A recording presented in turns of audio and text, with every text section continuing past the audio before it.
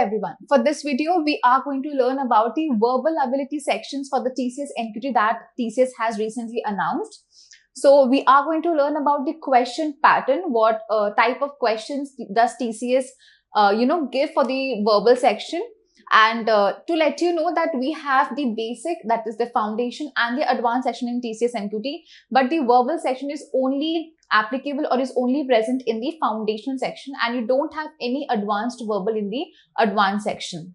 Alright, so make sure that you get this clear, that you don't have any advanced verbal and you have only one section of verbal in the foundation round.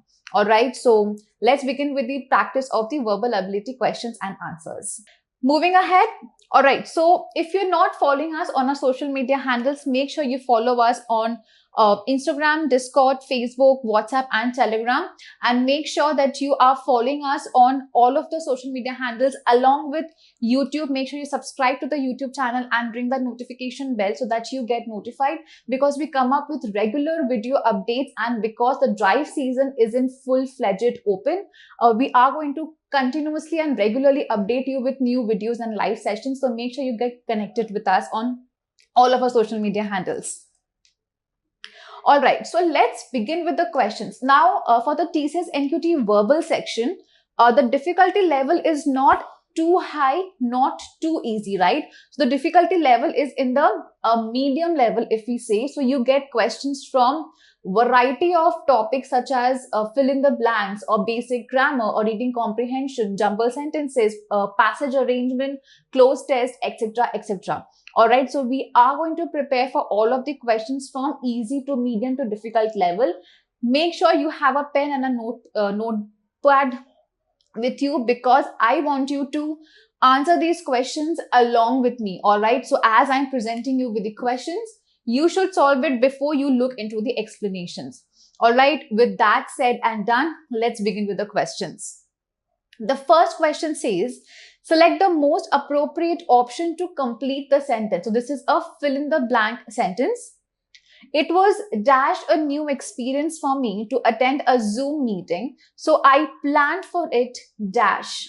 Alright, options given to us are surely, gently, quite, carefully, occasionally, basically, or none of the above.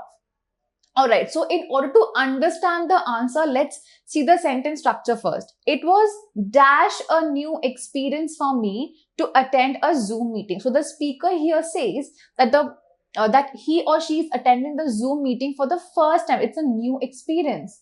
Now, whenever we quantify anything or anything abstract, something that cannot be seen or touched, for example, experience, we go with the word quiet.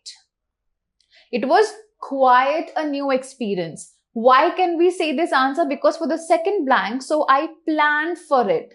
All right. The person is saying that the person planned for it. And whenever you plan something very logically or very carefully. You are very careful while planning ahead. So we are going to use the word carefully and quiet for this sentence. Hence, option B over here becomes the correct answer. All right. Moving ahead, sentences of a paragraph are given below in jumbled order. Arrange the sentences in the correct order to form a meaningful and coherent paragraph. So we have a jumbled sentence question over here. Let's go through the sentences. So we have 1, 2, 3 and 4 sentences which are jumbled together. Let's see the order and the answer. The effort of talking in a foreign language also makes people reflect more on what they are saying and take more rational decisions while speaking. Now here we see the first sentence has the word also. This means that this should not be the first statement. Why? Because the word also means giving additional information and not the first or the basic information. So we are going to keep it for a later sentence. Anyone who lives or works in a non-English speaking country benefits hugely from almost any familiarity with its language. Now here we know that the sentence is talking about people living in non-English countries, but we don't know the context yet. That means even this cannot be the introductory sentence. Beyond the individual benefits, 21st century global relations and economics vitally need people who can function fluently abroad. Now, This starts with the preposition beyond the individual benefits. That means the individual benefits have been stated before. So again, this cannot be the introductory sentence. With the global rise in English. So here states the theme of the passage. With the global rise in English, many native English speakers question the need to learn a foreign language. So what is the context of the sentence? The first theme is the rise of English language in the world. So, with the global rise in English, many native English speakers question the need to learn a foreign language, but there are several good reasons to do so. And after this, we are going to talk about the reasons. So, 4 comes first. All right, 4 comes first. Then we can see what are the, who are the people, what about the people who are not living in English countries? They benefit hugely from almost any familiarity with its language. So 2 comes next. The effort of talking in a foreign language also makes people reflect. So this is given an additional information about the non-English people. All right, so we go with 1. And finally, we have 3, which talks about the century global relations and economics. Right, so we have 4, 2, 1, 3. That means we have option D as the correct answer.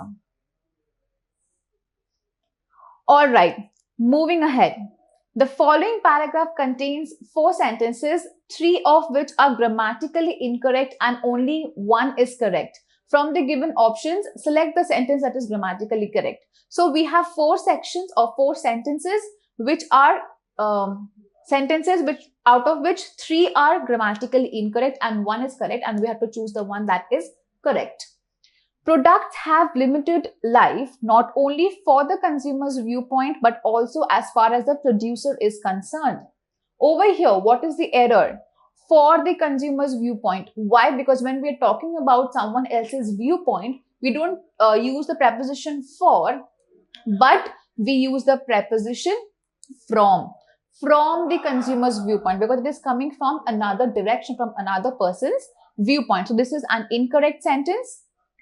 For example, a particular model of car might last 5 years before production is stopped and it's replaced by a completely new model. Now here, for example, has a comma over here. A particular model of car might last 5 years before production is stopped. Again, this tense is over here completely correct, and it is replaced by a completely new model. So before it, the model is outdated or the production is stopped, it is replaced by a completely new model. So this sentence is actually grammatically correct. New inventions and technology has made many products obsolete. What is the error in this sentence? Since the subject new inventions and technology has been joined by the conjunction and, we cannot use a singular verb, we have to use a plural verb over here, that is have. All right, we cannot use has. So this sentence is incorrect. Fashion can be another major influence on the lives of a product. Again, since product over here is singular, we cannot use lives. Instead, we have to use life over here. All right, so again, this sentence is incorrect and the answer becomes statement 2 or option B. All right, answer becomes statement 2. In the following passage, some words have been deleted. Read the passage carefully and select the most appropriate option to fill in each blank. As the world economy wakes back up, shortage and price spikes are affecting everything from the supply of Taiwanese chips to the cost of a French breakfast. One kind of bottleneck deserves special attention: the supply side problems such as scarce metals and land constraints that threaten to dash the green energy boom. Now, there are 2 keywords over here.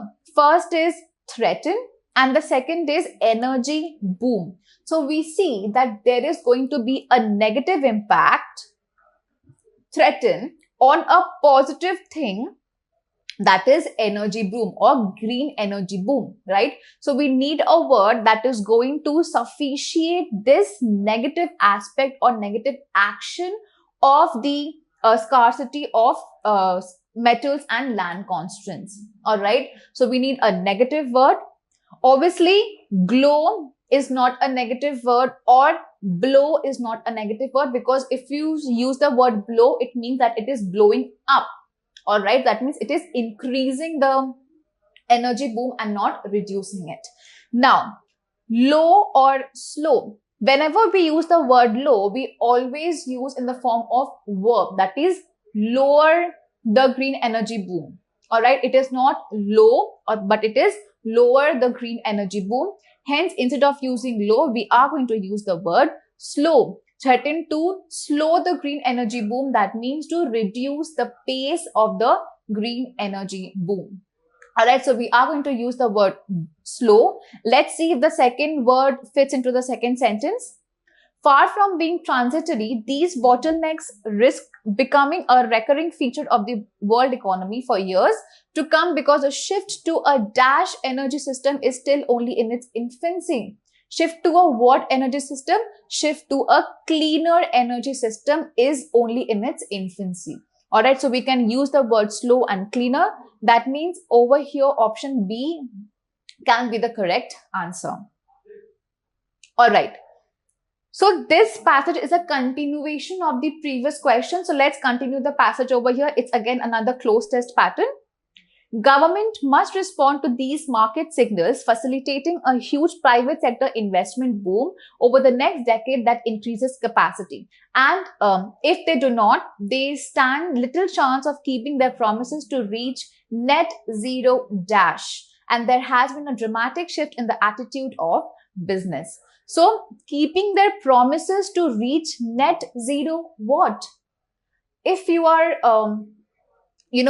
wanting to reduce something to net zero, that is reflecting a global market, that is reflecting private sector investment, it means that you are reflecting net zero remissions. Remissions means the toxic metals or toxic gas that comes out during pollution. So if you want to decrease your pollution level, if you want to decrease your environmental issues, you have to reach the net zero remission capacity. All right. So we have the word remissions over here. It cannot be infections or discharges because infections, obviously, it is not related to the economy, or discharges, again, the same reason. Investors are demanding that firms change tack spurred by the new reality that clean technologies are more dash competitive. So what are investors saying? That because they are not resorting to the cleaner technologies, because they are cost competitive. Cost competitive means there are a lot of other technologies that have the same cost, and the cleaner technology is going to cost more. So it is very cost competitive. All right. So we can again use the word remission and cost. So again, option B becomes the correct answer. All right. Remissions, net zero remission, that means net zero pollution, and cost competitive. All right. Let's talk about another sentence over here. For the 4 sentences, 1 to 4 paragraph below, sentences 1 and 4 are given from P, Q, R and S. Select the appropriate sentence for 2 and 3 respectively. The totalitarian regimes established in 1920s and 1930s grossly violated human rights in their own territories. This was reflected in the Charter of the UN signed on 26 June 1945. All right, so we have sentences P, Q, R and S which needs to be put in a manner that it sufficiates sentence 2 and sentence 3 over here. All right, so we have to remove 2 sentences and put in 2 sentences over here. The ideas of elaboration and protection of human rights have been gradually transformed into written laws. During the Second World War, there was a massive abuse of human life and dignity. However, the Charter does not establish any specific mechanism of implementation. It became clear that international instruments were needed to codify and protect human rights. All right. So first sentence talks about the totalitarian regimes established in 1920s and 30s grossly violated human rights in their own territories. After stating about the human rights violation, we need to talk about an incident that proves that there was a human right violation, right? And that incident over here is sentence Q. During the Second World War, there was massive abuse of human life and dignity. So we need to talk about an instance where human rights violation had taken place. So we use Q as the second sentence. All right, S2 becomes Q. Next, the last sentence talks about it was reflected in the Charter of the UN signed on 26th of June 1945. Now over here, this sentence talks about the charter. This sentence introduces the charter. So we cannot use the sentence that already talks about the charter before introducing it, right? So R is going out of context. The ideas of elaboration and protection of human rights have been gradually transformed into written laws, right? Before this, we have to talk about what instrument has been assigned in order to, give due importance to human rights. And that is, it became clear that international instruments were needed to codify and protect human rights, due to which the Charter of UN was signed on 26th June 1945, right? So sentence 3 becomes S, because it is talking about international instruments that was needed to codify and protect human rights. So sentence 3 becomes statement S. So the answer becomes Q and S, which is option C. Let's move forward with the questions now. Select the most appropriate antonym of the given word. The word given over here is erratic. All right, and the options are variant, concurrent, sporadic, or consistent. All right. So what is the meaning of the word erratic? Erratic is a word that means someone who is not having a fixed emotion, someone who is very anxious, someone who gets all over the place, and someone who is, let's say, not fixed emotionally or mentally, someone who has a lot of tasks to do and cannot think of one particular thing to complete and then move on to the next, right? So the person is very erratic. So the antonym means opposite word. What is the meaning of the word variant? Variant means something that continuously keeps changing, something that is not fixed again. So this is a synonym of the word erratic, right? Concurrent. Concurrent means something that is running parallelly with other things. So that one thing is running in one direction, another task or another thing might be running in the same direction in another place. That is concurrent. All right. Sporadic. Sporadic again means something that is not fixed, something that is spread all over, something that is not in a proper situation, in a proper way. So that is the meaning of the word sporadic. And consistent. Consistent means something that is fixed. A person who is consistently doing something good. A person who is consistently, keeping up the good work. That is the meaning of the word consistent. Means to have a fixed posture. All right. So the meaning or the antonym of the word erratic can be consistent, which means to have a fixed way of behavior. All right, so we can say that option D or the word consistent can be the correct answer as an antonym for erratic. All right, moving forward, we have a reading comprehension, a short reading comprehension for you. Let's go through the passage quickly and answer the question. Genealogy is fun. Just a piece of furniture or a picture takes on much more interest if you know its history. So does an individual become much more real once the ancestral elements that shaped him are known.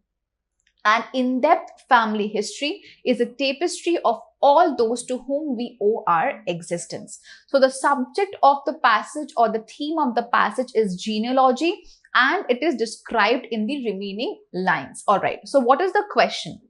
Which of these statements can be inferred from the passage? So this is an inferential based question, and it asks us to identify a statement that can be inferred from the passage that is given to us. So since we have already read the passage, this means that we're talking about the term genealogy and how it is related with an individual. Let's go through the options. Finding out about our ancestors is more interesting than researching the history of objects. To know a person well, one must know the family history and the events in his or her life. Knowing the genealogy of a person makes the person more real. Genealogical research can bring meaning and life to a person's history. Now, let's talk about these options one by one. Finding out about our ancestors is more interesting than researching the history of objects. In the entire passage, there is we don't have any comparison between objects and individuals. There is only a simile or an example between the objects and the individual. So we don't have any comparison that is more interesting. So this option is ruled out. To know a person well, one must know the family history and events. No, if you're only knowing the family history and the events in his or her life, you don't know the person completely. Knowing the genealogy of a person makes the person more real. So this line where it says, so does an individual become much more real once the ancestral elements that shaped him are known. So we are talking about the reality of the students, how a person can become much more real to another person if you know the genealogy, if you know the ancestral elements of the person, right? So this can be inferred from the passage. Again, genealogical research can bring meaning and life to a person's history. We are not talking about how much meaning or how much life a person's history can get from genealogy, but how much real a person can get through genealogy, right? So we can say that option C that states, knowing the genealogy of a person makes the person more real should be the correct answer. That is inferred from the passage that is given to us. All right. Select the most appropriate option that can substitute the underlined words in the given sentence. Education, experience, and references are some of the standards on which a judgment is based when selecting candidates for a job. So what do you have to do? You have to understand the phrase which is highlighted and choose one term for the entire phrase. So standards on which a judgment is based is the phrase given over here, and we have to look for one word for it. Paradigm, criteria, agenda, statutes. What does the word paradigm mean? Paradigm means a format or a pattern of something, or let's say a rule or law of something. Criteria means sub-standards or standards on which again a judgment is based. Agenda means topic of discussion. Alright, whenever we are given an agenda of something, that means a topic or a subject of discussion. And statute, again statute over here means set of rules or set of laws. So according to this, criteria becomes the correct answers because this means standards on which a judgment is based. When you're based on certain criteria, that means you're based on certain set of standards. Alright, so criteria becomes the correct answer for this question. Alright, moving ahead. One part of the sentence below might contain an error. Identify the error or choose no error. He had been married with the doctor for 5 years. For 5 years, he had been married, no error or with the doctor. Now, since we're talking about the past situation, that was past in 5 years, it's way into the past, we are going to use the past perfect tense, which is again had been married. So this is completely correct. For 5 years, again, we are talking about a period of time. So again, for 5 years is completely correct. What is incorrect is with a doctor. Whenever we are using the word married as a verb in the past, we only use the preposition to with it and not with. Whenever we are using marriage, a noun with another noun, marriage with a doctor would be fine, but a verb relating with a noun uses the verb to and not with. All right. So he had been married to a doctor for 5 years and not with a doctor.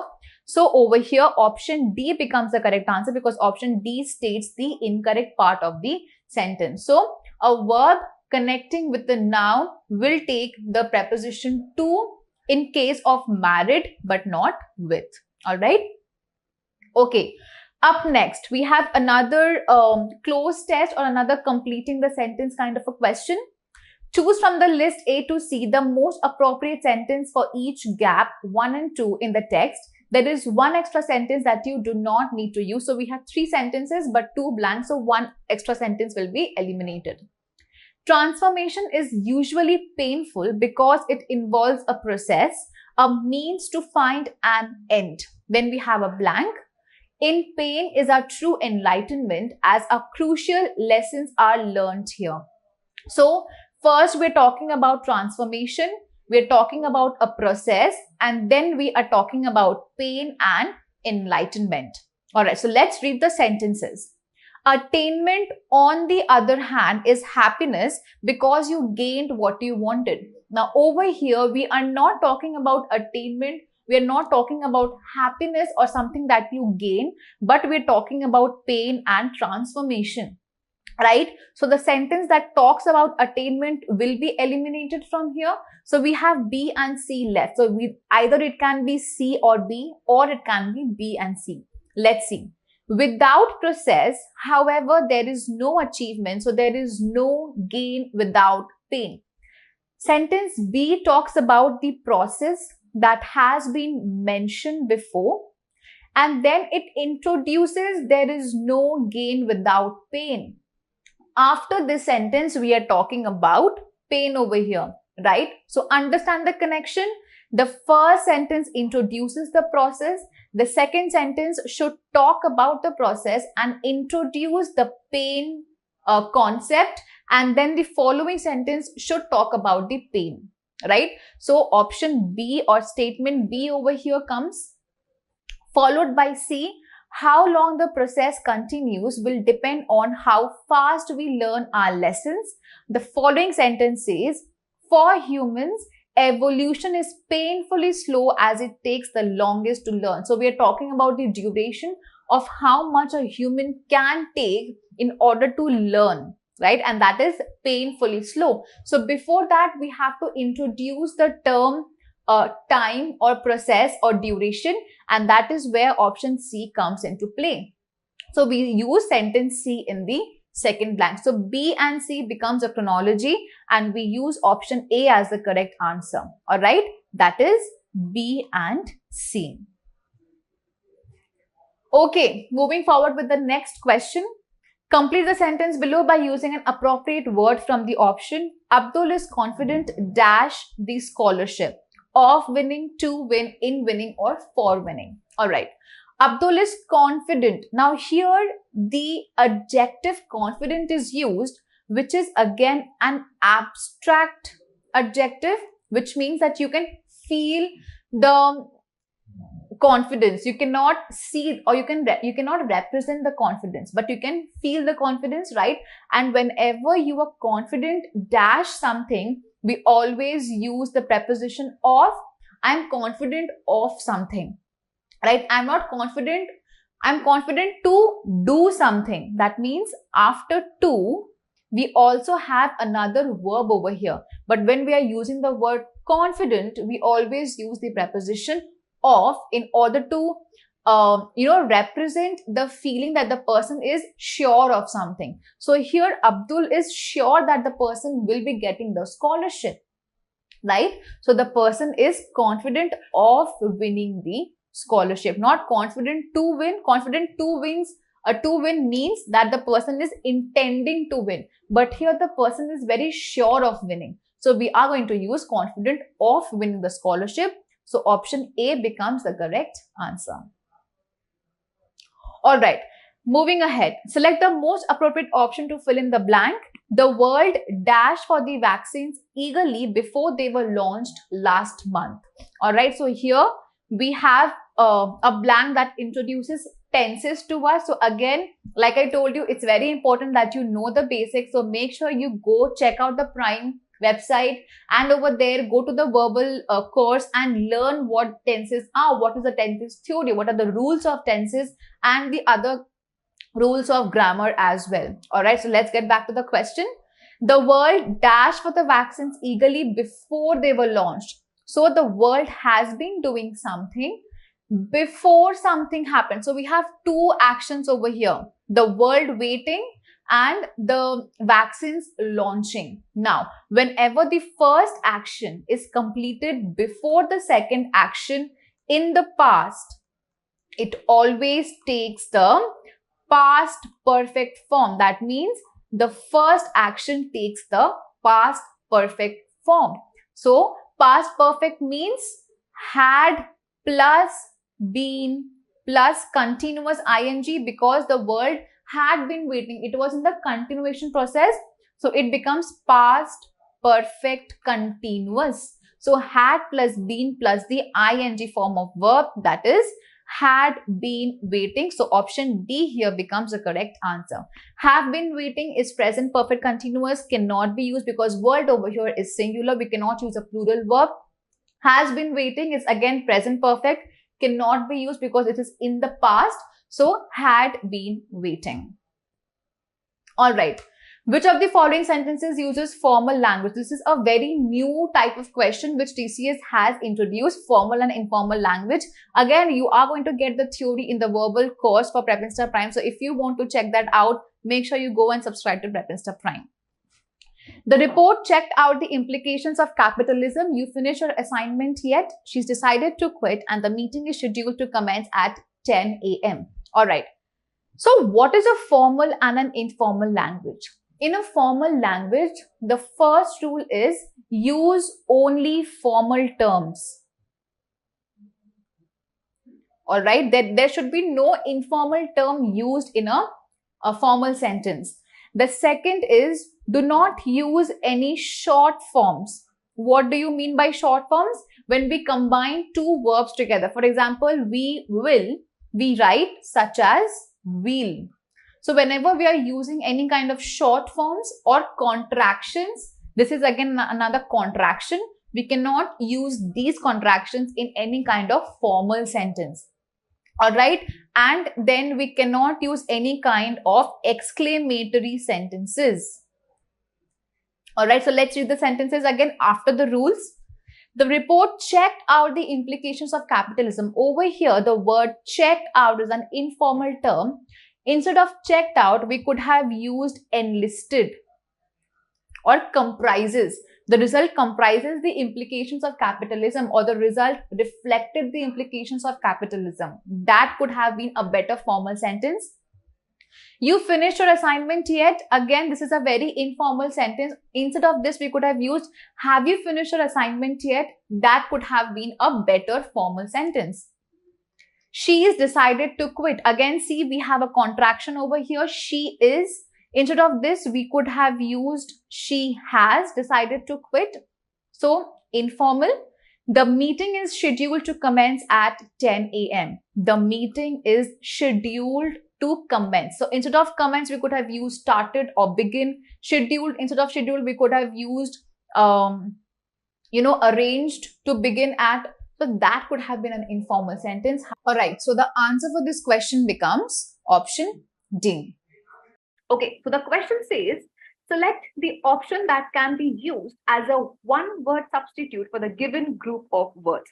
Right. So we have, let's say, a contextual vocabulary or a synonym, antonym, meaning kind of a question here. And TCS has loved it the last time. So it has given a number of questions based on this. So we are going to take a look at the sentence here. What does it say? A group of spoiled girls from high school arrived at Rima's party. All right. And the underlined word over here is a group of spoiled girls from high school. All right. That's going to be your keyword. Now, I want the answers from you within the 5-10 seconds, next 5-10 seconds. And then we are going to start off with the discussions. The words are right in front of you. So please go ahead, try to solve this question. Okay, let's begin with the explanation here. Now, we have 4 options, that is entourage, snob, pose, and regalia. So we are not going to go very deep into the meanings. Entourage over here means a group of people who work for a person. All right. So a group of people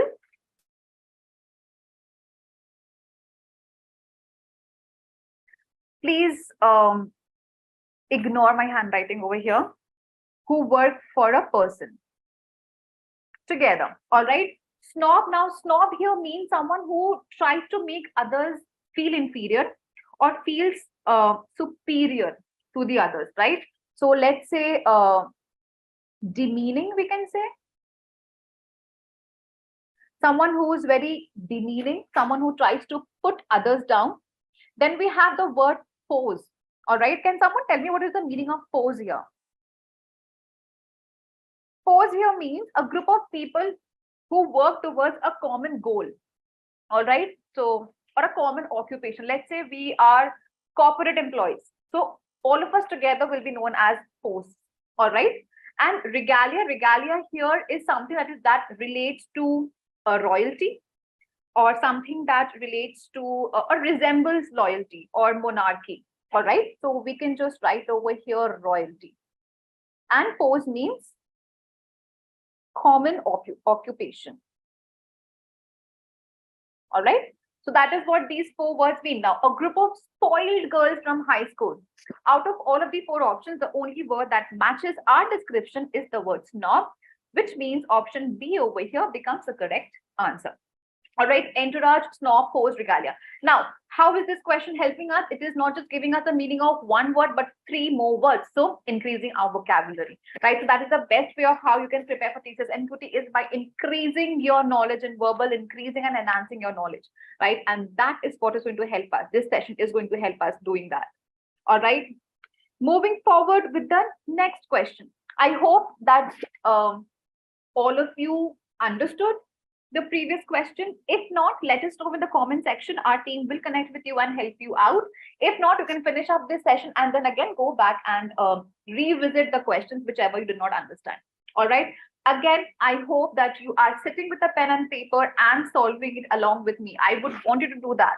All right. That is going to help us in getting our preparation sorted for TCS.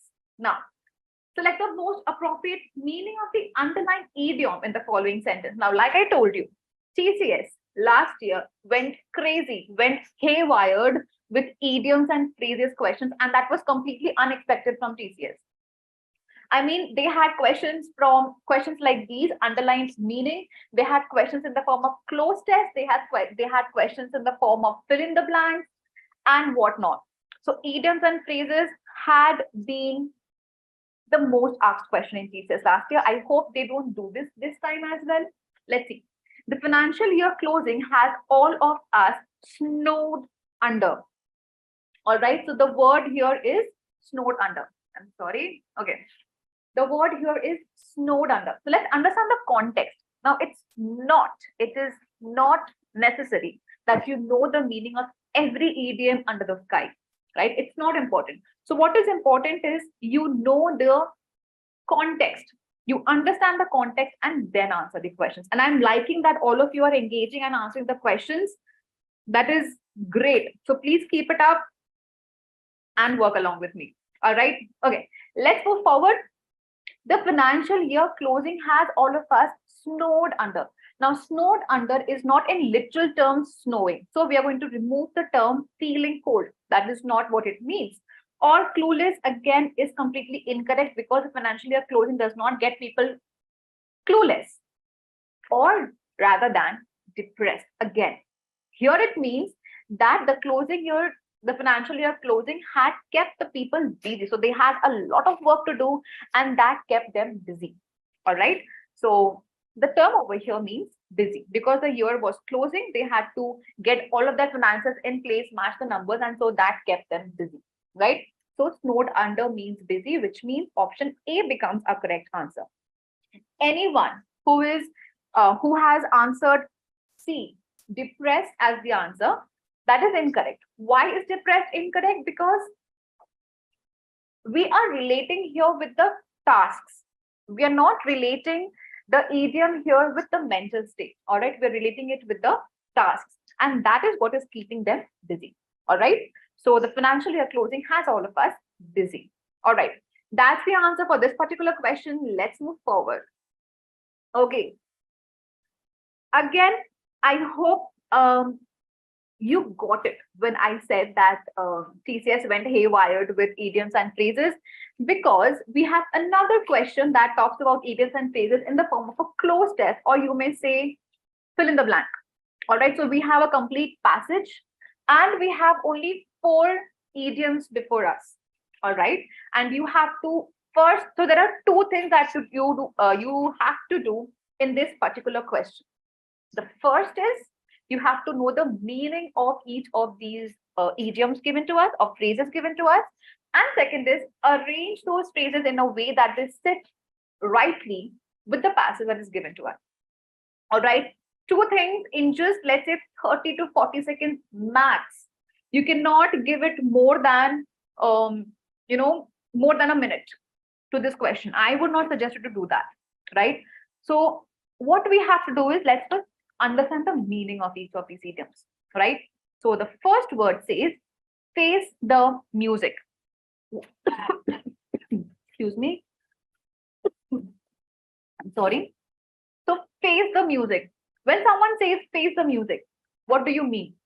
That means you need to face the beat, or you need to face the world, or in a simpler sense, you need to face the consequences, and those consequences are not always pleasant.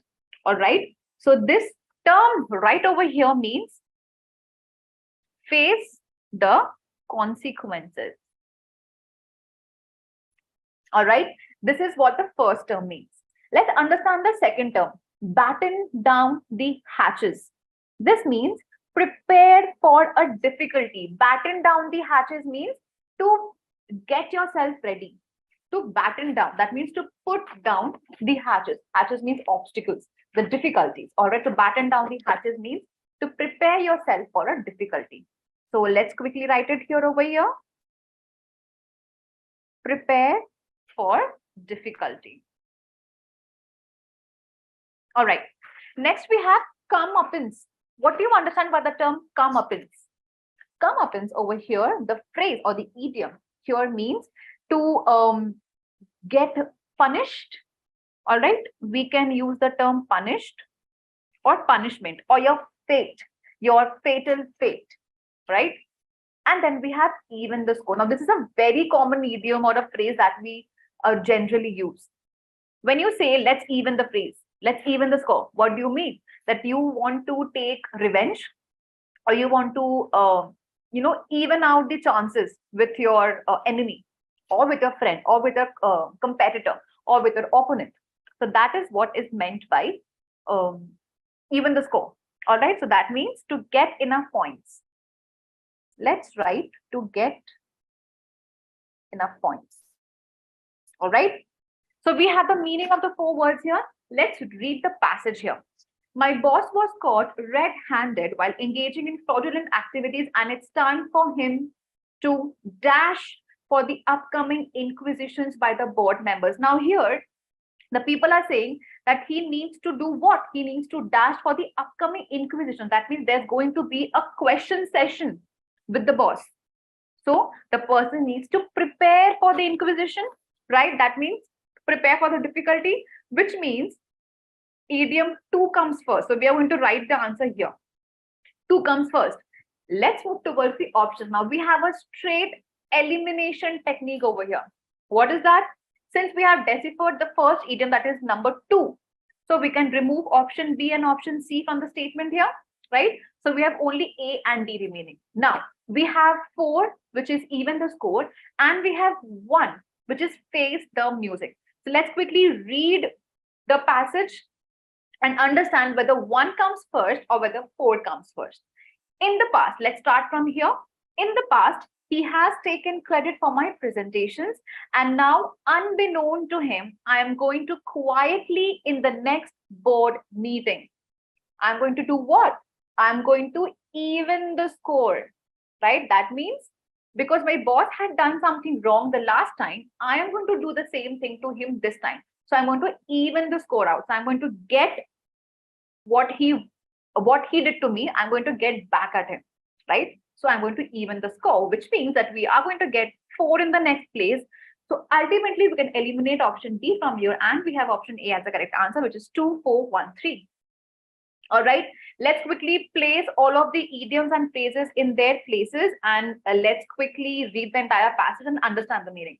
My boss was caught red-handed while engaging in fraudulent activities, and it's time for him to batten down the hatches for the upcoming inquisitions by the board members. In the past, He has taken credit for my presentations, and now, unbeknown to him, I'm going to quietly even the score in the next board meeting. There is no chance of him escaping the truth, and he will have to face the music. That means face the consequences. It's time that he gets his comeuppance, or it's time that he gets his punishment, right?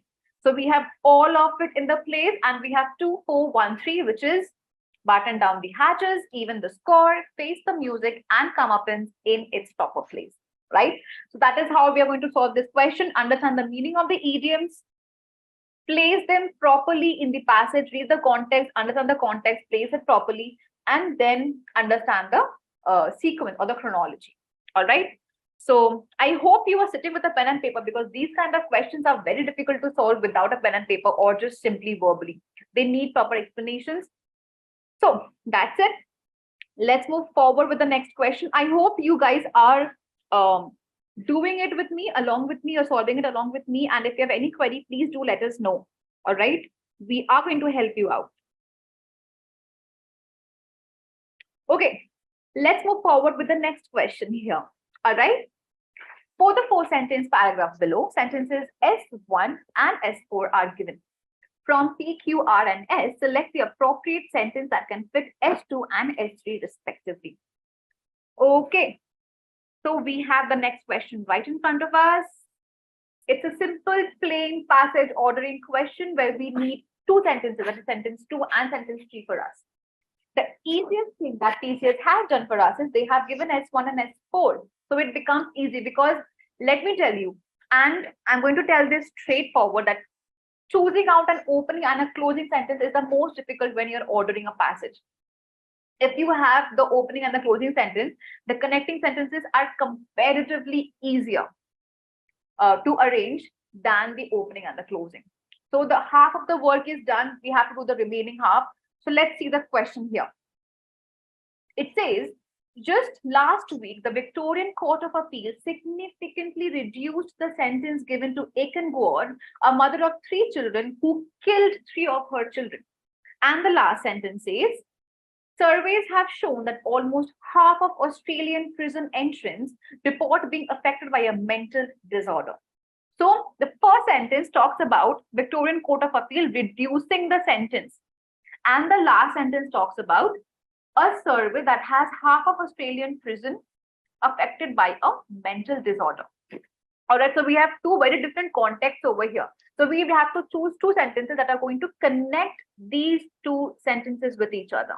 Now, for this particular question, we don't have any options. What you have to do is you have to go through all of the sentences given before you and place them accordingly. And you will be given a fill in the blank. All right, an FUB, and you have to write your answer here. So TCS has done that as well, right? They are not giving options. They're directly giving you an FUB, and you have to fill your answer over here without any options. And so it's completely on your credit as to what understanding you have. So let's see. Just last week, the Victorian Court of Appeal significantly reduced the sentence given to Aiken Gore, a mother of 3 children who killed 3 of her children. So we're going to talk about the Victorian Court of Appeal, reduced sentence, and Aiken Gore. Let's see the sentences here. With that in mind, how are mental health issues taken into account? This sentence has nothing to do with the first sentence. So we're going to remove this completely. The main reason for the 8.5-year sentence reduction was that the judge had not sufficiently taken Gore's major depression into account. So here we see that the sentence reduction has been talked about. So we can directly put sentence Q over here because it directly connects with the previous sentence with S1. All right. The next, it is common for offenders to have mental health problems. Each of these principles is mitigating. Now, each of these principles, we don't have any principles previously stated. So we cannot use this particular pronoun, right? The pronoun these is not fitting over here because we don't have any like previous mention of the principles. So sentence S also goes out of context. That means we have sentence R next, right? It is common for offenders to have mental health problems, and then we are talking about the survey where half of the Australian prison entrants are affected by a mental disorder. So that is going to be your order. First, we talk about the Victorian Court of Appeal reducing the sentence. Then we talk about the number of years that has been reduced. Then we talk about the reason of the reduction, and then finally the cert. So we have Q and R as the arrangement. All right. That's the way you are going to solve these kind of questions, by using an elimination technique and understanding relating the closing sentence and the opening sentence with the remaining two connecting sentences. All right. I hope all of you have answered this question. If not, if there's any confusion, I am right here to help you out with any of your doubts. So make sure that you're putting your doubts below in the comment section and we can help you out with that. Okay, let's move forward. All right. So here comes a quick reminder for you guys that if you are not connected with us in any of your Instagram, on any of our social media handles, make sure that you are connected with us so that you get all of the latest updates regarding the drives on Instagram. You can connect with us on WhatsApp so that you do not miss any link of drives. On Discord, we have personal sessions with the students. Students have direct interactions with us. So that's going to be a quick and a crazy connection platform for all of the students and the mentors from Prepinsta. So make sure that you're connecting with us on Discord as well. And LinkedIn as well. You can follow me on JanviJain98 on LinkedIn as well, and Prepinsta, so that you are connected with us in every social media platform and get the most out of what we are posting on our social media handles. All right. Also, don't forget to subscribe to our YouTube channel, because we're going to come live very often during this placement season and get you prepared for your company placements.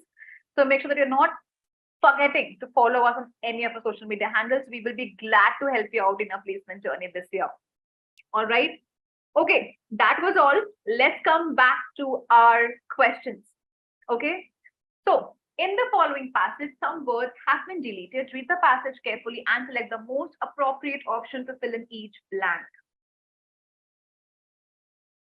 Okay, so this is a plain and simple fill in the blank question, a closed test question, like any other. All right, so quickly complete this and let me know the answer. It's going to be a little complicated because this question is a little bit, tad bit confusing with the words. Okay, shall we start off with a question here? The idea of pluralism is entrenched in the Indian Constitution. The value is dash in many of its provisions and parts. However, the changed dash of political discourse and narrative has put it on the back burner. A monolithic cultural account has been dashed to catch people's immigration in order dash objections. Now, let me tell you the easiest way to answer this question in just 5 seconds. Should I tell you that? So the easiest way to answer this question, there was I. Just read the last sentence. Just read the last sentence along with me. To catch people's immigration in order dash objections. Now, if you know the grammatical rules, you are going to answer this question in a click. And that is, whenever we use in order, we always use to dash. We always use this infinitive verb with in order to do something, right? And then this infinitive verb is followed by the first form of verb or V1. All right, that's the easiest thing to understand. And the easiest way to answer this is to win. So we have D in the last option, and the only option that has D in the fourth place is option A. That's the easiest way to do this. And I just got it right. To catch people's immigration in order to win objections, right? So to win, that is D in the last place, and we have D in the last place here. So it makes the easiest way to answer this, it makes option A as the correct answer. Now, what you can do is you can reverse check your question. What you can do here is just go back, right? So idea of pluralism is entrenched in the Indian Constitution. The value is dash. So we have B, that is the value is expressed in many of its provisions and parts. However, the changed dash. So we have A, the changed milieu. Now, what does the term milieu mean? Can anyone tell me in the comment section what does the term milieu mean? If anyone can, I'll be glad. It's a social working environment. It's a social environment where you live or where you work, or it's a social environment like interaction with the people, where there are many people and you are socially connected to each other in the form of stays or in the form of work or any other form. That's a milieu. All right. So, however, the changed milieu of political discourse, that means the changed environment or the changed surrounding of political discourse and narrative has put it on the back burner. A monolithic cultural account has been dashed. It says D has been devised. Devised means to create, to catch people's immigration in order to win objections, right? So we have DADD as the correct answer. All right.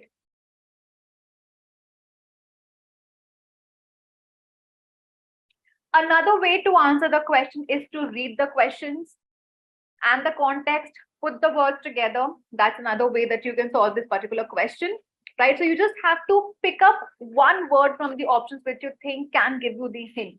Or again, you can go forward with option elimination, right? So let's say that you had guessed this answer. That means this is going to be B, and none other options have B in the first place. So you can directly eliminate the remaining options and option A becomes your answer. So there are different ways that you can answer a particular question. You just have to pick out that one particular link that is going to help you create the answer within just few seconds. All right. So that's it. Let's move to the next question. I hope this question helped you out to refine your knowledge. Okay. Moving forward, we have another fill in the blank. Now, this is more grammatically based subject-verb agreement. I'm giving you the hint. It's a subject-verb agreement. So please go forward, answer the question, and then I'm going to follow you with the answer.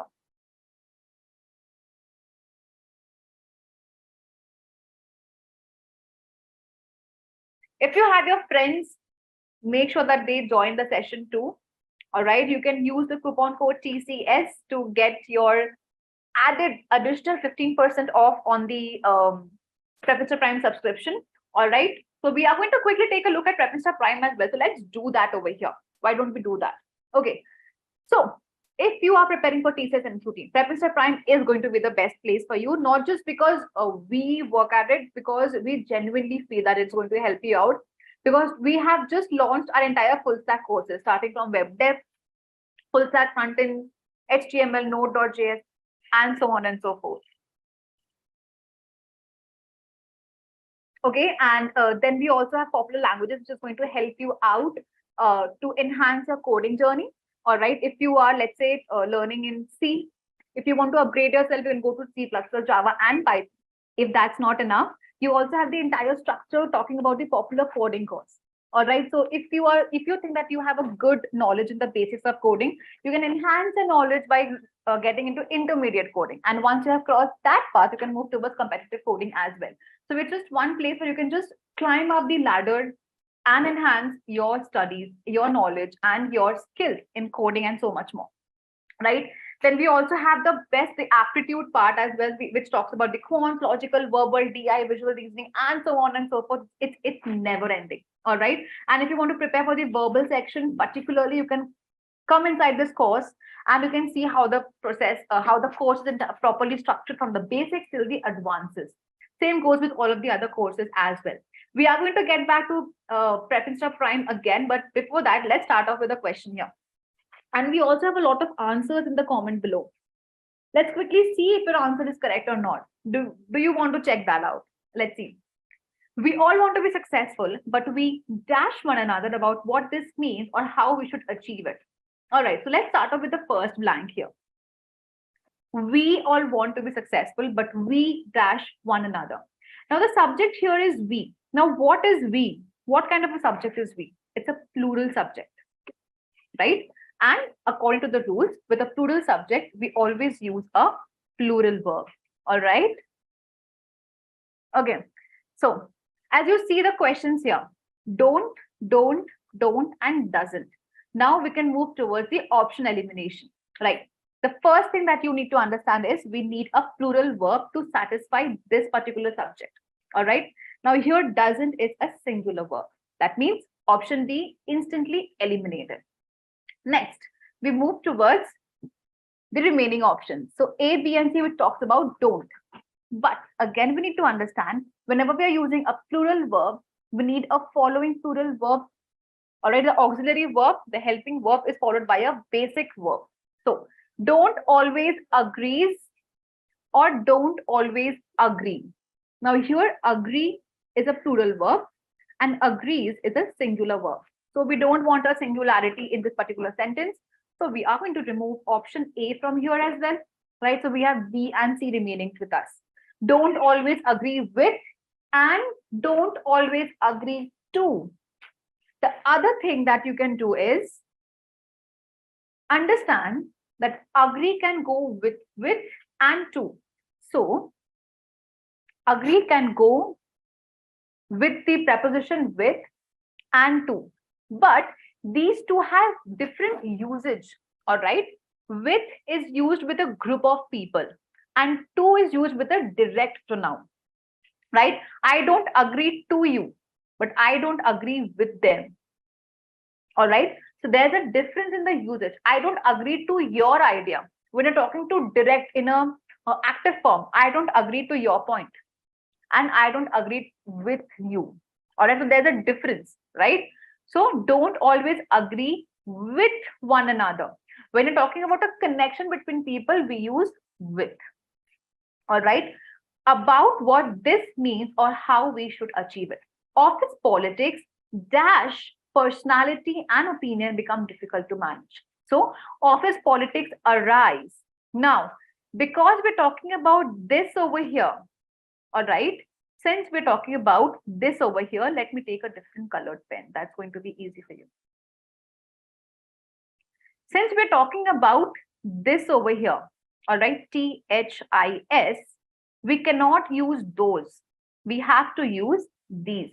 There's a direct relation between the pronouns. You cannot use those because we have used this over here, right? That means we have to use arise when these differences of personality and opinion become difficult to manage, which makes option B as the correct answer. So we all want to be successful, but we don't always agree to one another. Sorry, agree with one another about what this means or how we should achieve it. Office politics arise when these differences of personality and opinion become difficult to manage. All right. I hope it is clear to you now why A, B, C, and D, B is the correct answer. Right? Okay. Let's move forward with the question here.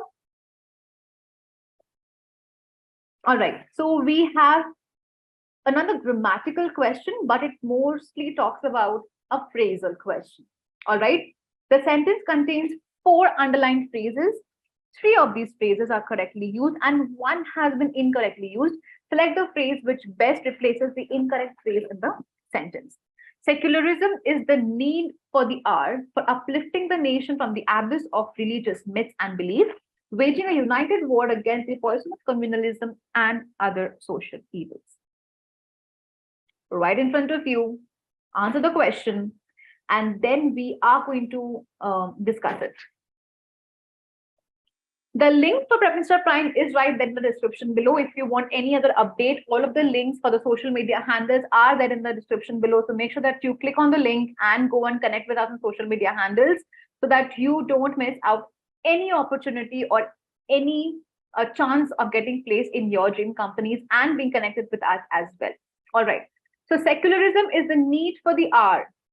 Let me quickly just change.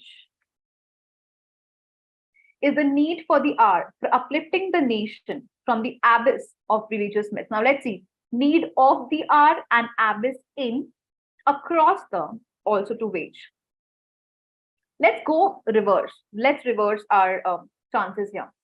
Also to wage, waging a united war. Now, because we are talking about a continuous action that has been continuing from the past and is still continuing in the present, we are not going to use a present form of verb, but we are going to use a continuous form of verb. So using waging is completely correct over here. So option D eliminated. Now, across the, whenever you are waging a war or summoning a war against something, we don't summon a war across something. We summon a war against something. That means you are against the other person. You're fighting against a cause, right? So against, the use is completely correct. That means option C is also eliminated, right? So we have these two options eliminated. And abyss in religious myths and beliefs. Now, what does the term abyss mean? Can anyone tell me in the comment section? Can anyone tell me the meaning of the word abyss? An abyss means a deep space or a gap of something. All right, and unending space of something. So the abyss is an unending deep space of social myths and beliefs. So whenever you're using the term abyss, it's not an abyss in something, but an abyss of something. So it's relating to something, not inside something, not constituting in it, but it is relating to something. So an is incorrect, and we use the first word, that is need of the hour and not need for the hour. Need of the hour means need to be done now. It is something that needs to be done now, right? The needed action, plan of action. So secularism is a need of the hour, not need for the hour. That means option A over here becomes the correct answer. All right. Thank you, Yogesh, for, I think you have given the meaning of the term abyss. It means deep. Yes, it means a deep space of something, a hollow or hollow space. All right. Okay. Moving forward.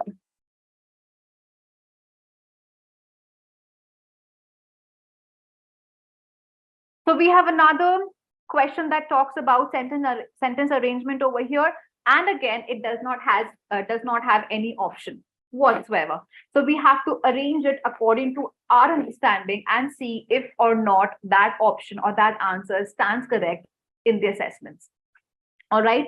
The question is right before you. Please try to solve this question. I'm going to give you 20 seconds over here just to read out the question, and then we are going to start off with the answers. Until then, let me just quickly remind you that you can use the coupon code TCS, follow us on social media handles. You can also follow me on LinkedIn, Janvi Jain 98. And I'm readily available over there. If you have any query, you can connect with us. Also, the comment section is only for the subscribers of YouTube channel. So if you're not a subscriber, you will not be able to comment. So make sure that you subscribe our YouTube channel, and you will be eligible to and you'll be able to comment on this particular chat, because it is only for the subscribed members. So if you're here and if you're not a subscriber yet, please connect. And it's going to take you just a second to click on the subscribe button, and it's going to help you out in your preparation journey as well. So that's a win-win situation for you on both the ends. Okay, let's start off with this question here. As in the visual realm, a second picture is not necessary to explain what a first picture means. Now, we already have the mention of second over here. That means it's not the first sentence, because a first sentence always uses a noun, specifically a proper noun. Now, let's quickly scan the 5 sentences and see where there is a proper noun. There is in sentence D and E, right?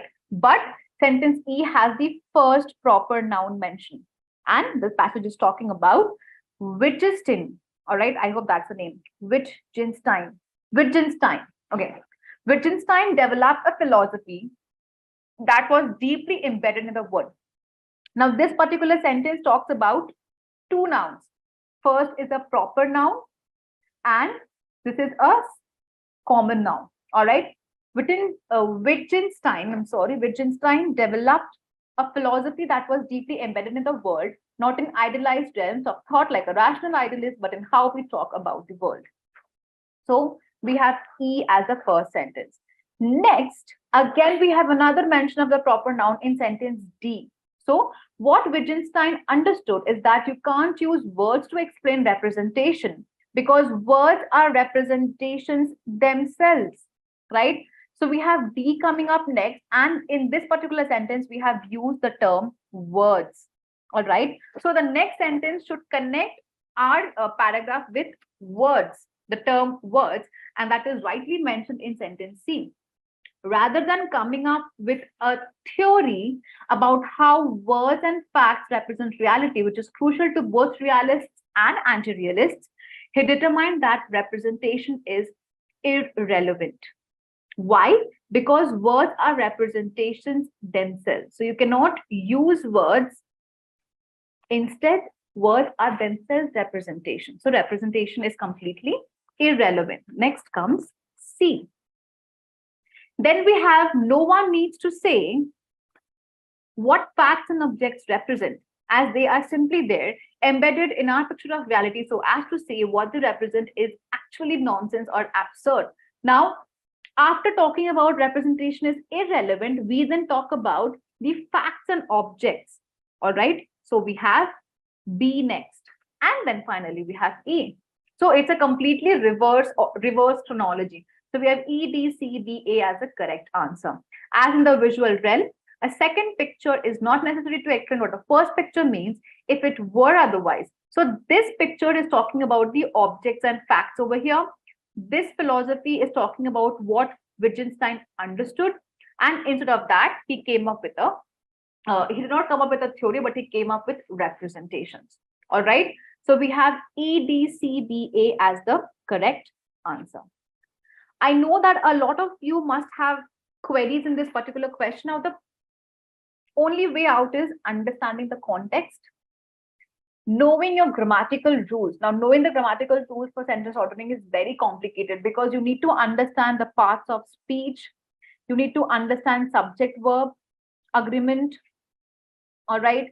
Then you need to understand sentence ordering rule, that is the closing sentence and the opening sentence and whatnot. If you want to know all of the rules and practice all of it in the proper way, you can come onto a verbal section course and know all the rules there. All right, let's move forward. Choose a sentence in which the underlying idiom has been used appropriately. So we have the similar idiom in all the 4 sentences. All right. And you have to see which idiom has been used in the best way. So old Mrs. Jha kicked at the bucket years ago, but her old classmates got to know of it only at another friend's funeral. Mom thinks that the old grandfather clock has kicked the bucket. It hasn't been working for a few months, I'm sorry. Ah Chung, a San Francisco murderer, has literally kicked the bucket. Some of the fish in my son's aquarium kicked into the buckets when we went on a vacation. All right. So before that, let's understand the meaning of this particular idiom. All right. Kicked at the bucket means to die. It literally means to die. All right. And in the following sentences, it has been used in different contexts, but you have to understand that which context is rightly used. Right. So it's very easy to understand because this particular term, to die, has a direct relation with the word mentioned in the sentence below, in the sentences above. All right, there's one word, and that word is funeral. To die means to have a funeral, right? That's the easiest way to understand, isn't it? So it talks about old Mrs. Jha kicked at the bucket years ago, but her old classmates got to know of it only at another friend's funeral. That means that Mrs. Jha had died or had passed away years ago, but her old classmate got to know about her death, got the news of her death at another friend's funeral. Right? Mom thinks that the old grandfather clock has kicked the bucket. Now, the clock cannot die. The clock can stop working, but the clock cannot die. This context is completely out, completely wrong.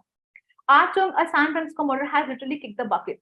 Now, literally kick the bucket. If he's a murderer, he's going to kill people and not die himself. Like, he can die himself, but here we're talking about a murderer. So we're talking about murdering more people and not dying himself. So again, out of context. Some of the fish in my son's aquarium kicked the buckets when we went on a vacation. Now, this sentence can also be relevant, that the fishes died. But to be in a very literal term, we have sentence A as the correct answer. All right, because it talks about funeral, it talks about how the old friend got to know about the other friend's death in some other friend's funeral. All right, so option A over here becomes the correct answer.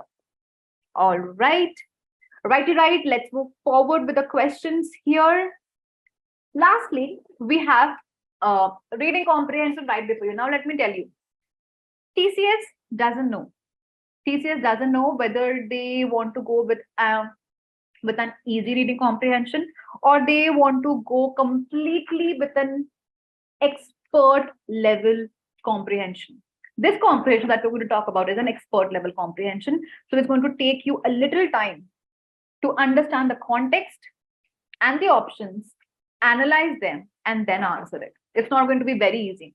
So I have presented this passage, this passage is very long, but I have taken just a snippet of it, a part of the passage, and I have the questions relating to this part only, right? So we're going to read the passage right over here. It's right before you, and then we'll move towards the questions. All right. So you can just I'm going to give you 20 seconds here to read the passage. Take your time. That is why I asked you to get your pen and paper with you, because it's going to help you out here. All right, let's move to the question. What do you infer from the following sentence? We move through the real world in a self-generated dream, responding not to reality, but to the stories we tell ourselves about what is true. So it's a very deep passage, it's a very deep philosophical passage. Let's see. What do you infer from the following sentence? We move through the real world in a self-generated dream, responding not to reality, but to the stories we tell ourselves about what is true. Let's look at the passage here. Where do you think the sentence is mentioned? Can anyone tell me? Okay. We move through the real world in a self-generated dream, responding not to reality, but to the stories we tell ourselves about what is true. Stories at best incomplete and at worst injuriously correct. Stories about what we do and don't deserve. Stories the cost of which is connection, trust, and love. So we need from here to here. Let's see the options.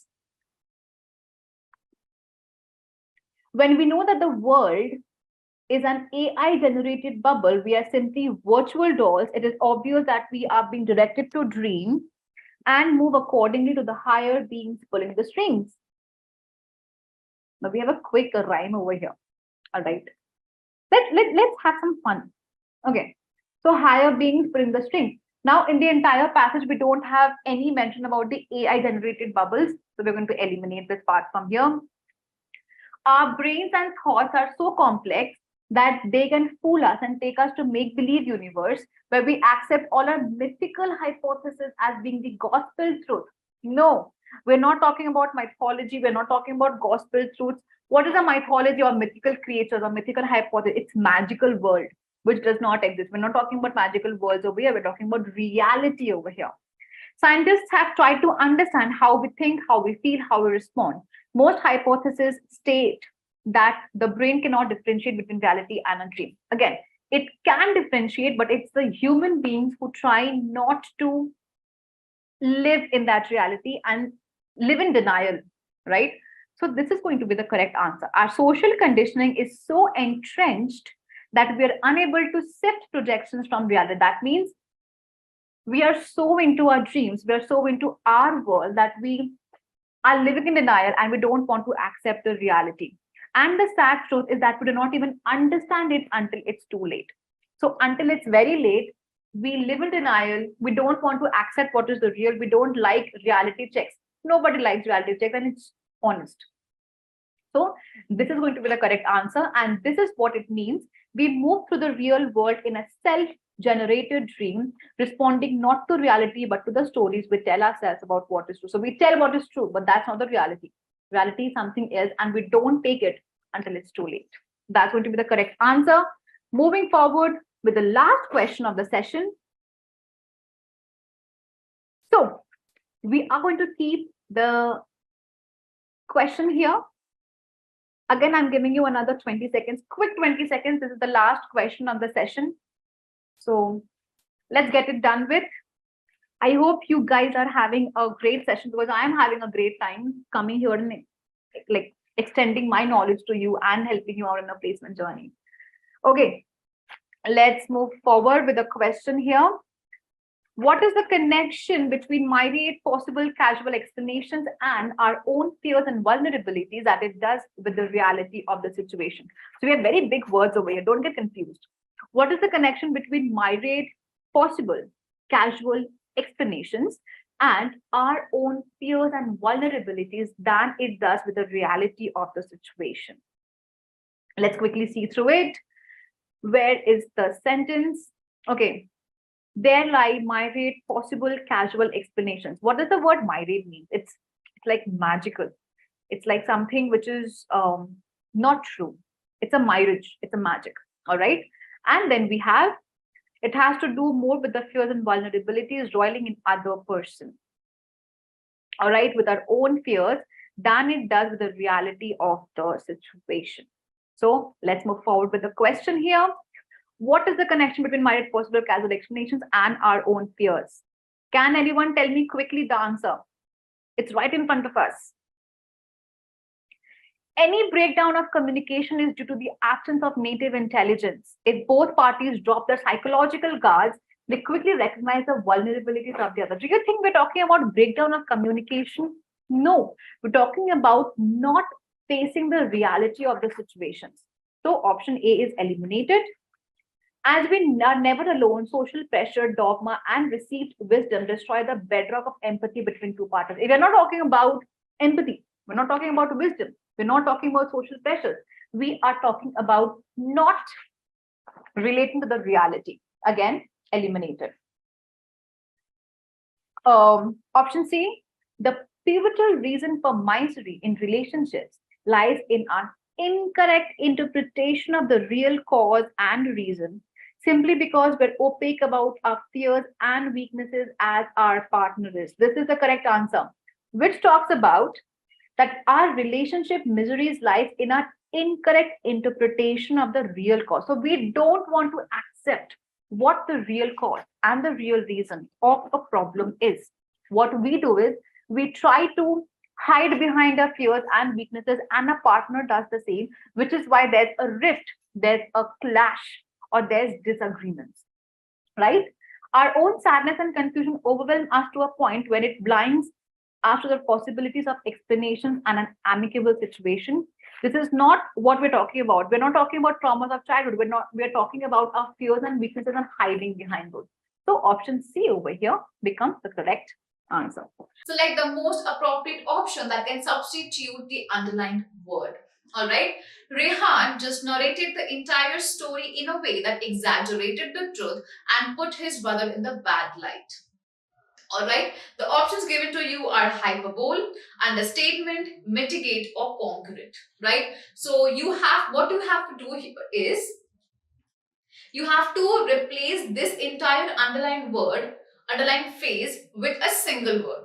Alright, and for that you have to know the meanings of these words, which I know that you cannot have a complete knowledge of all of the words in the world, right? But the most common words should be known to you, especially these words, because these are very commonly used.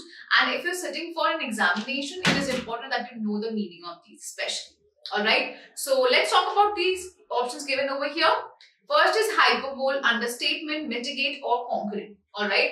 So the word hyperbole. Hyperbole means to say something more than the actual meaning. Alright. So this is the term that means to exaggerate something. Alright.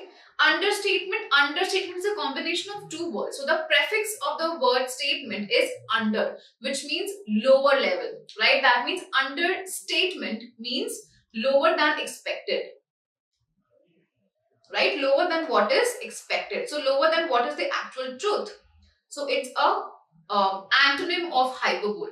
And then we come to mitigate. What does the term mitigate means? It means to make something less serious.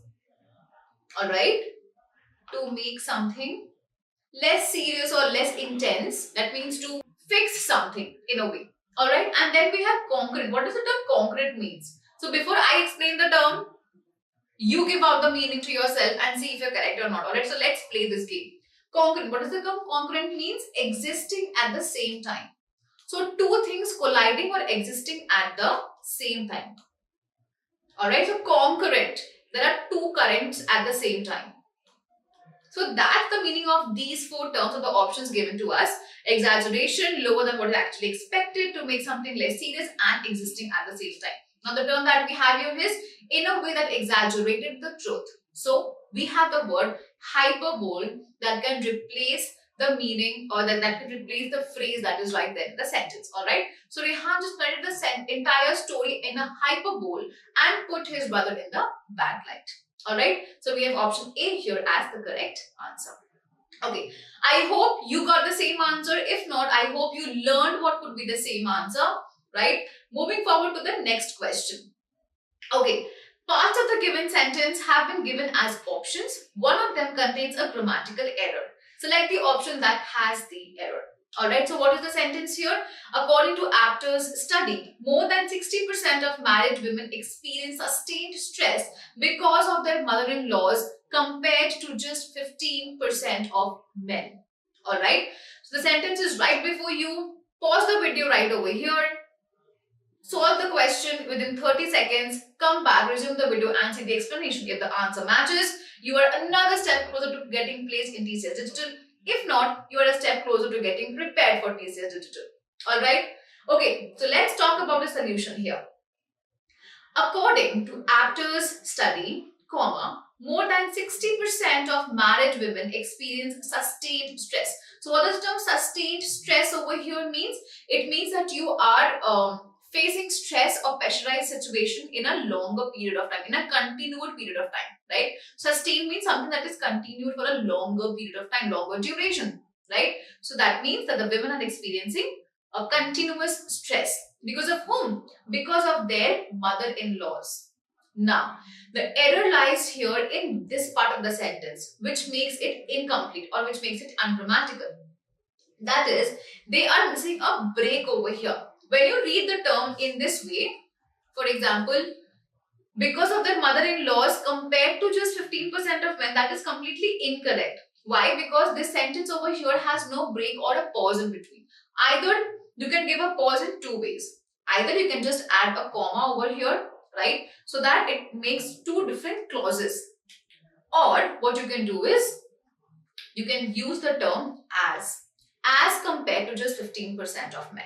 Alright, either or can be correct. So either you can use 60% of married women experience sustained stress because of their mother-in-laws as compared to just 15% of men, or because of their mother-in-laws, pause, compared to just 15% of men.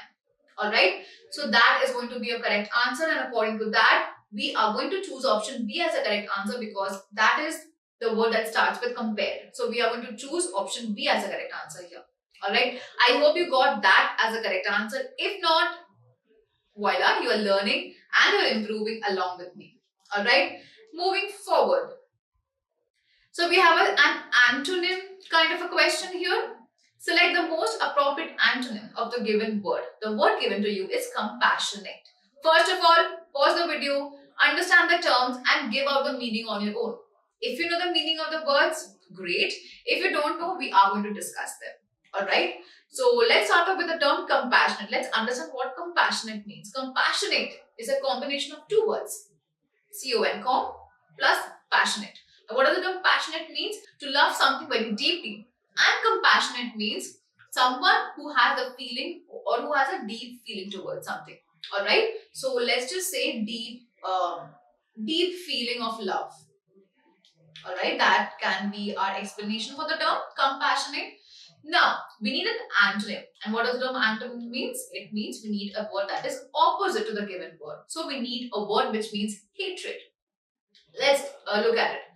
Peerless. What do you think the term peerless means? Now, you might have a clue that peer means friends, less means having nothing. So, peerless means having no friends. But that is not the answer, or that is not the meaning of the term. What is the meaning of the term is peerless means having no competition, right? Having no competition or being unmatched, being unequaled, alright? That means that someone or no one can actually match your capacity, match your proficiency, match your effectivity, match your efficiency and so on and so forth, or match your skills, alright? That is the meaning of the term peerless. Virulent, again with the term itself you can understand viral, or it resonates with virus. All right. So something virulent means something which is very toxic or something that can harm you. All right. So it's toxic. Antipylogenous. This means it is anti-inflammatory. Something, a pill or a composition that is given to you as an anti-inflammatory medicine. All right. And ruthless. Ruthless over here means to be very annoyed, to be very angry, and to not have compassion towards others, to not have any love. So ruthless here, as you can say, can be very harsh. All right. And that can be the exact opposite of compassionate. Whereas compassionate means deep feeling of love, ruthless means being very harsh and negative towards people. So ruthless or option 4 can be a correct answer for this particular question. I hope you solved it before me and you're not cheating here, guys. Let's not cheat over here, right? Because if you cheat, if you're not answering the questions along with me, it's going to be firstly a waste of time for you to sit along with me in the entire session. Secondly, it's going to be a cheating for yourself. It's only for your improvement, for your betterment. And if you don't put focus on that, you are not going to get placed, right? And if you want to do that, learn along with me. See where you stand, see if you have to improve, and if you don't have to improve, see how better level you can get up to, right? So that is what we are going to do, and that's the question here. Let's move on to the next question. Okay, sentences of a paragraph are given below in jumbled order. Arrange the sentences in the correct order to form a meaningful and coherent paragraph. All right. Now, this question can take up more than 1 minute. So that is why I asked you to set up a 30 seconds timer for the shorter questions, because you need more more time duration for the longer ones, right? And longer ones get a little tricky to answer. So you need that time. So save up in the smaller question and save it up for the bigger questions. All right. Moving forward, the question is right before you. The arrangements are right before you. Please try to answer it before you come up and see the solution to it. Please be truthful to yourself, be honest to yourself. I am working hard for you, you work hard for yourself as well. Alright, let's do it. While firms have always had significant market power of the workers, what has changed recently is the weakening of collective bargaining, which allows workers to challenge powerful firms in wage negotiations. Alright, the second sentence says, some ascribe continued low industrial wages. Now, understand the first terms in the sentences. That's the trick. Now, what is the trick? Some ascribe continued low industrial wages. Now, some. Alright. This is a pronoun used over here. But where do you think this pronoun is relatable? What do you understand by the term some? Who are these some? So, you need a subject before it, right? You need a noun before it. So, this cannot be the first sentence. That means we can eliminate 2 options from here. So, we are not just using the grammatical skill over here, the grammatical technique over here, we are also using the elimination technique over here. And what is that? Since the term some cannot be used in the first place, we can eliminate option B and C from here. How easy it is. So you are just left with 2 options, which is which is option A and option D. And both these sentences start with sentence 3. So we have our first opening sentence, which is sentence C. Since the 1980s, politicians have been freeing one side of the labor market in the name of competition by restricting the power of trade unions, but doing very little about the power of firms. So, what does it mean? That's in the 1980s. So, we have a time, alright. First clue to opening sentence, politicians. Second clue. So, who are these some? The politicians have been freeing one side of the labor market in the name of competition by restricting the power of trade unions but doing very little about the power of the firms. So, they restrict the power of the trade unions but not of the firms. So, they don't know what to do about the firms. Alright, so 3 comes first. Next, let's talk about sentence 4 first, since we have it in the option. Wages are also affected by firms colluding tacitly. Now, here we are not talking about the wages first. What are we talking about? We're talking about the power of the firms, the politicians. That means sentence 4 cannot be the second sentence. Which can be the second sentence according to the options? Sentence 2. Some ascribe continued low industrial wages to the concentration of power in the hands of a few firms, but this is not only part of the story. Alright, so 2 comes next. according to the option. If you feel like that you have to complete the entire paragraph, go ahead, complete the paragraph. It's for your own good. But if you feel that no, I have got my answer, it is 3, 2, 1 and 4, that which is option D, and I don't have to read sentence 1 and 4 because it's already there in the options. You can skip the part as well. It's again for your own good. You are going to save some time. Alright. So completely depends on you. We have our answer 3, 2, 1 and 4. If you want to go redefine the answer, state the answer in a proper manner, do it. Let's do it. This is not the only part of the story. While firms have always had significant market power, so we are using a comparison form over here. What has changed recently is the weakening of collective bargaining. Now, this bargaining comes up to the wages part. Alright, wages are also affected by firms polluting tacitly. Alright, so we have 3, 2, 1, 4 as a correct answer over here, which is option D. I hope you've got the same answer. If not, you are learning, you are improving. Keep doing it until the end of the video and you are going to get at least 10% closer to your dream job. Alright, moving forward. Now, we have another question right in front of you. The president listened to the dashed minister's statement with interest. Alright, please fill in the answer. It's only going to take you 5 to 10 seconds if you know the meaning of the word. Right? We are going to talk about it. Let's do it. The president listened to the dashed minister's statement with interest. Now, we have to pick up the correct spelling. Let's see. Amateur, amateur, amateur, amateur. The terms are all the same. Alright. So, let's see which one can be the correct answer. A-M-E-T-E-U-R. That's not the correct spelling. A-M-A-T-U-E-R. Amateur. Incorrect. A-M-E-T-U-E-R. Amateur. Incorrect. The perfect spelling is amateur. A-M-A-T-E-U-R. Alright, so option B over here is the correct answer. And yes, Digital did give this question. Alright, I know it's a very easy question. You must be feeling like, oh, I'm on the top of the world because I could answer this question. So voila, yes, you can answer this question and it's going to take you not more than 5 to 10 seconds. And you have saved up so much of time for the lengthier questions, right? Okay, moving forward with the next question. I hope you got it correct. If not, okay, let me just quickly tell you the meaning of amateur. I lost on that.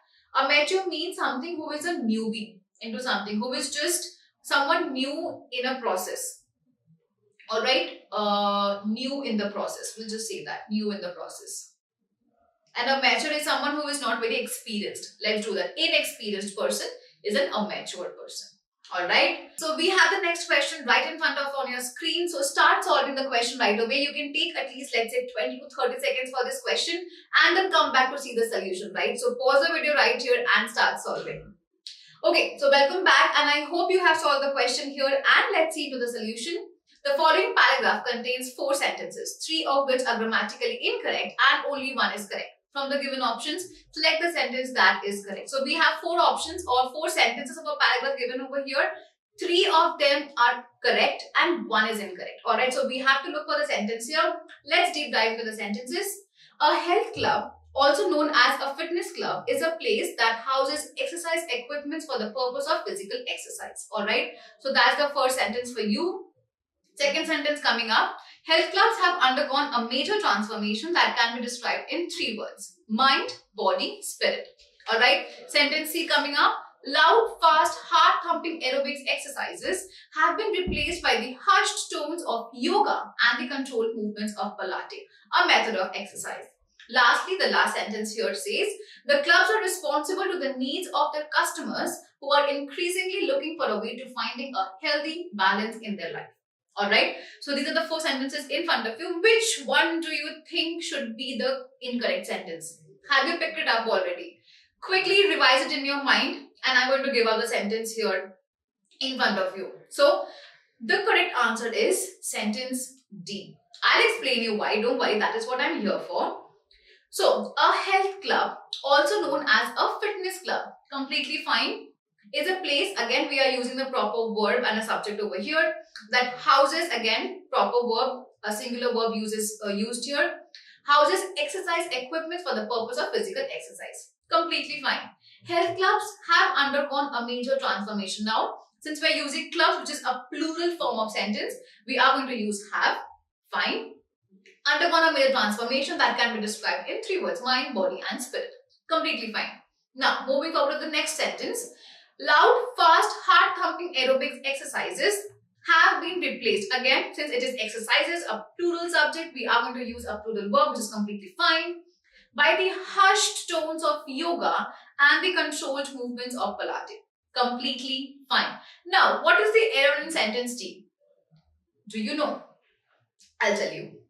The clubs are responsible to the needs of their customers. Now, the problem here is, whenever we use the term responsible over here, this is always followed by the preposition for. You are responsible for something, right? You're not responsible to something. You're responsible to someone. If you're using a person, you're responsible to the person. But if you're using an action, you are responsible for the action. All right. So that is the difference between the prepositions used with responsible. Now here we are responsible for the needs of the customers and we're not responsible to the customers. All right. The word needs inserted in between the two subjects is going to decide the preposition here. So responsible for the needs of the customers who are increasingly looking forward for a way to finding a healthy balance in their life. Alright, that's the error here, and sentence D becomes a correct answer, which is option A. Sentence D but option A. Alright, that's the answer for you. I hope you've done it correctly. If not, again, you are one other person closer to getting placed in TCS Digital. Okay, let's move forward. So, another question right in front of you. Now, let me tell you something very tricky about TCS Digital. What it does not give you a huge reading comprehension passage and gives out 5 questions out of it. No, one thing that I personally love the most about this is that they give you a small snippet from a passage and it asks you inferential based questions. So you are going to see a lot of inferential based questions than referential in TCS Digital. Like I told you, it is going to be a little difficult than NQT, right? So here's the another passage right in front of you. Please read it out and answer the question. I hope you know the trick of answering any inference-based question or any reading comprehension question if it goes. But if not, I'm going to give you the trick here once you solve the question. So solve the question, come back to me, and then we'll solve it accordingly, right? Okay, so I hope you've got the answer. If not, here's what the answer can be. Let's see. Read the passage below and answer the question that follows. Offering children a choice facilitates cooperation and usually avoids a war of the wills. Often at this age, young children will say no to something parents impose on them simply to exert their independence. This stubbornness isn't necessarily bad. Instead, it's a sign of children's developing individuality. If children are given 2 choices such as bread or wheat flakes for breakfast, everyone's need can be met. The child gets healthy to eat breakfast, can say no to one of them, and there isn't a battle of breakfast. Alright, so it's a very cute little passage talking about children and their independency and their individuality. Alright, let's see the question. Which of these statements below can be inferred from the passage? So again, an inferential based question. Let's see the options now. Choices to be offered to children should be selected by parents. Children should eat only bread or wheat flakes for breakfast. There are situations where children should have absolutely no say. When children no to something, when children say no to something, we're missing out a say word over here. When children say no to something, a new choice should be given. Alright? Okay. Let's take a deep breath and understand the passage. So I need a breath, I'm running out of it. Okay, let's see. Choices to be offered to children should be selected by parents. If you are selecting a choice, if the parents are in the command of selecting choices for the children, how is it going to increase their individuality or independency? Nothing, right? So this question is completely incorrect. This option is completely incorrect. Children should eat only bread or wheat flakes for breakfast. Is there a stated truth or is there a stated rule? No. They can have anything. You should give an option to them. But they can say no to it. Right? No is the only answer as it goes. There are situations where children should have absolutely no say. But do you think it is correct that giving your children no choice of saying a no or rejecting your options? No. They have a complete say into what they want and what not. Right? So again, incorrect. The last is when children say no to something, a new choice should be given. Now, that is what the inference is, which is that if the children are saying no to something, you should understand the reason behind it and give them some newer options so that they know they feel that they have a command of choice. That is what is being inferred by the passage given to us, and that is going to be a correct answer. If you chose this answer, you got it correct. If not, understand how an inferential passage should be answered. First, read the passage. If it is a short passage, read the passage first. But if it is a longer passage, read the question first. Right? So difference between a shorter and a longer passage. And then try to answer the question. Deep dive into the word. An inferential question can only be solved if you read between the lines. You cannot just read the facts and answer inferential question. That is not going to work for you. Alright, so that was the tip of the day, and if you want more tips and tricks for verbal ability, make sure that you're watching more and more videos of mine, and one day you're going to have a collection of all and make a book of yours, right? Okay, so moving forward with another question over here. We have another quick small snippet of a passage. So please quickly read through it, understand the question, understand the options given to you, and then answer the question. Once you're done, come back and then we are going to discuss the solution along with me. Alright, so that's your time now. Start your timer, pause the video and start solving the question. Alright, please no cheating. Okay, let's come back. I hope you solved the question, and now let's start off with the question and solution over here. The major motive for excuses making seems to be to maintain our self-esteem, to project a positive image to ourselves and to others. Excuses are also offered to reduce stress that may be created by a bad performance. We feel that if we can offer an excuse, especially a good one that is accepted to those around us, it will lessen the negative reaction and subsequent stress that accompanies poor performance. Somehow, I don't know why that this feels a personal attack. This particular passage, I feel so attacked. Okay, which of the statements below can be inferred from the passage? First is excuses are face-saving devices. The habit of making excuses reduces one's potential. We make excuses when we are under stress. We are afraid of making mistakes and being criticized. Okay, so let's see the answer here. Excuses are face-saving devices. Now, what is a face-saving device? That means you use excuses to save your face, save your reputation, save your respect, so that no one else can come and insult you. Alright, so that is the meaning of face-saving device. Second option, the habit of making excuses reduces one's potential. Now, from this particular passage, do you think that we're talking about reducing one's potential? No, the person has the potential, but the person is trying to save his name and his reaction and his personality from the other. So it's not talking about potential, but it's talking more about saving one's face. So that is going to be our answer. I'm giving you a very easy hint over here. We make excuses when we are under stress. Definitely, we make excuses when we are under stress. But do you think that that is the only reason? No. We're afraid of making mistakes and being criticized. Now that can also be an option over here. Let's read the entire passage once again. The major motive of excuses making seems to be to maintain our self-esteem, to project a positive image to ourselves and to others. Now there's the answer. If you're smart enough, if you think properly, there's the answer. It is a face-saving device. Why?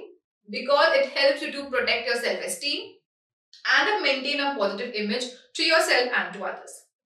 Alright, so we are going to go with option 1, which is excuses are face-saving devices. Alright, so that's your answer right in front of you. Moving forward to the next question. I hope you've got the answer correct. If not, you are learning, you're growing, you're getting better. Okay, next question right over here. Each sentence in the given paragraph contains 4 underlined phrases. 3 of these phrases have been correctly used and 1 has been incorrectly used. Select the phrase from among the following options that best replaces the incorrect phrase in the sentence. Alright, so let me just quickly help you to understand what the question actually means and what you have to do, and then you can move forward and solve the question.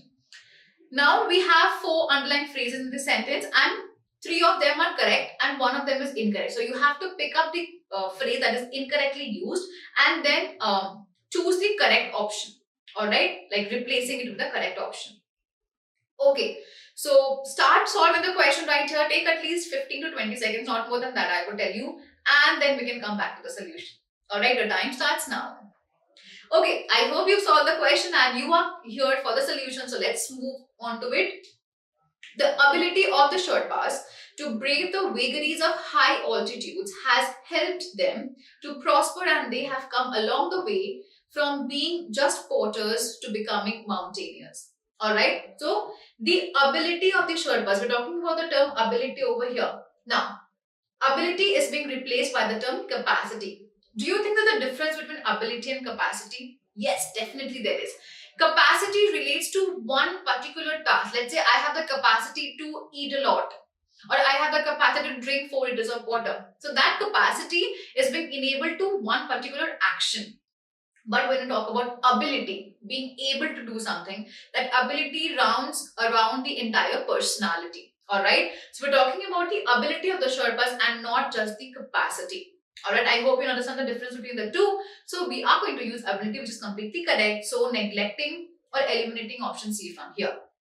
Brave the vagaries of high altitudes.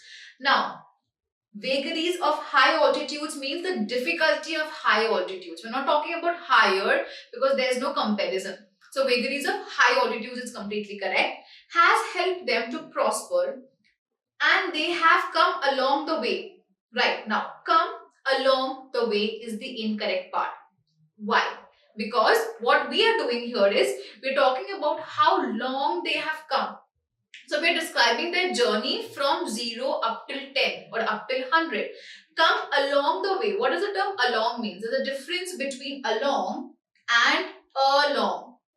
There's a difference. Along means side by side, right?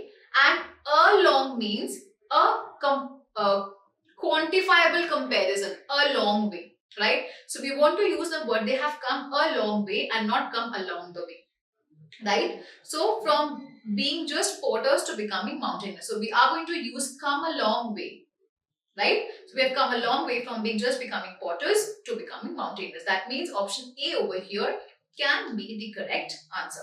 Alright, I hope you've got the same answer. If not, here's a solution. You're learning, you're getting better, so don't cry and don't crib over it.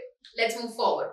Alright, now we have come towards the end of providing solutions to the question, but the questions are not ending here. Alright, now what I have for you is I have a quick homework or a home task for you, which is going to help you. Alright, so we are going to do this. I'm going to put up 3 questions on your screen one by one. Alright, so here's the first question. Alright, skipping to the second question. Here it is right in front of you. Okay, so you can just quickly take a snapshot or just pause the video here and then do the task what I will be telling you. And here's the third question. Alright, okay, I hope you have a snapshot and you can pause the video here. Now, what you have to do is you have to complete these 3 questions. Get a solution and comment it down in this comment section below. Once you comment it and we see that yes, you have answered it correctly, we can come up with some prize tokens as well, right? So let's do that. It's going to help you out, and I will definitely come up with a solution for the same in the comment section below once I get a proper, let's say if I get 50 responses on this video, not 50, let's just take it up to 100 responses. If I get 100 responses for this video as the answers for these 3 questions in the comment section below, I'll give you a textual explanation for the same in the comment below. Alright, so that we are going to do. So it's your homework that you have to complete these 3 questions, solve these 3 questions, put up the answers in the comment section, and once I get 100 replies to it or 100 answers, I am going to come up with a solution as well.